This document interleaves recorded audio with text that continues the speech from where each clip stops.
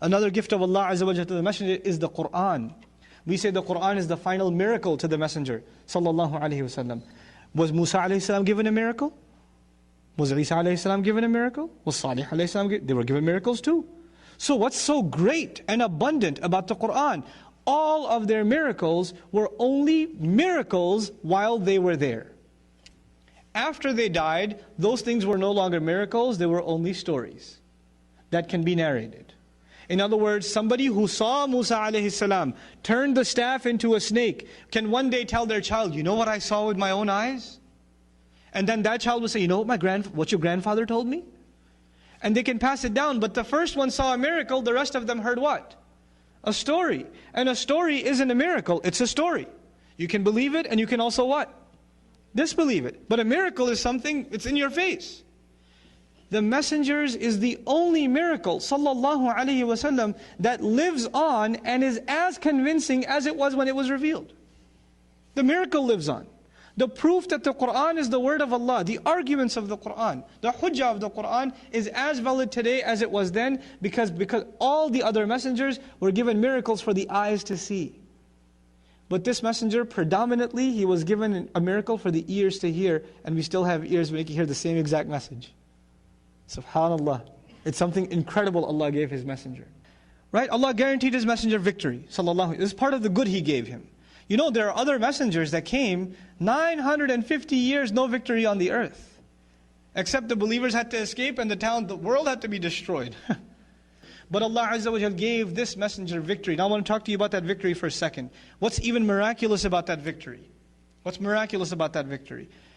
You know, the kind of change that happened in Arabia and which became international in how long? 23 years. The Prophet's life is 63 years, sallallahu alaihi wasallam. But his life as a messenger is 23 years. So whatever change we're talking about that happened in the Arab world happened in how long? 23 years. 23 years.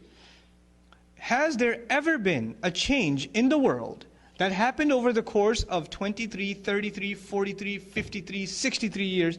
I don't care if you talk about 500 years, a change that changed the way people think, what people love, what people hate, how people dress, how they run their government, how they run their economics, how they get married, how they get divorced, how they go to the bathroom, what they eat, what they don't eat, what they say, what they don't say, how they do business, how they take a loan. It changed every aspect of their life in how long? 23 years. 23 years. You know, those of you that are in high school, you take global history and you learn about revolutions. You learn about the Bolshevik Revolution in Russia. You learn about the French Revolution in Europe. These revolutions were either political or economic. They didn't change the ethics of the people. They didn't change how people eat and sleep and drink. They didn't change what people love and hate. They didn't change how people dress.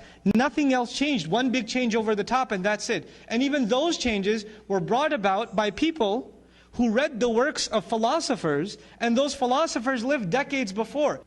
Now, in other words, there's the historical formula. The philosopher of an idea is never on the battlefield. Never. And the philosopher of an idea is not even himself a revolutionary, he's just a philosopher. He's not going out there to try to convince people to make changes. He's just writing. He's just writing. Even the French Revolution, Voltaire and Rousseau, you read about this in global history, right? These writers never saw the revolution. It was like almost a century before the revolution ever happened. In the case of Muhammad sallallahu alaihi wasallam, who is delivering the message and who's on the battlefield? Can you imagine? And who's on the front of the battle? Who's delivering the message and who's being boycotted and being forced to live in a cave? Who's being expelled from his house? He's not just standing behind some podium and telling the people to march forward. He's the first to march forward when there's nobody standing behind him. Sallallahu alaihi wasallam. This has never happened in history, ever. Ask your political science professor, ask your history professor. So Allah gave His messenger victory like no other. Like a book like no other and a victory like no other. Sallallahu alaihi wasallam.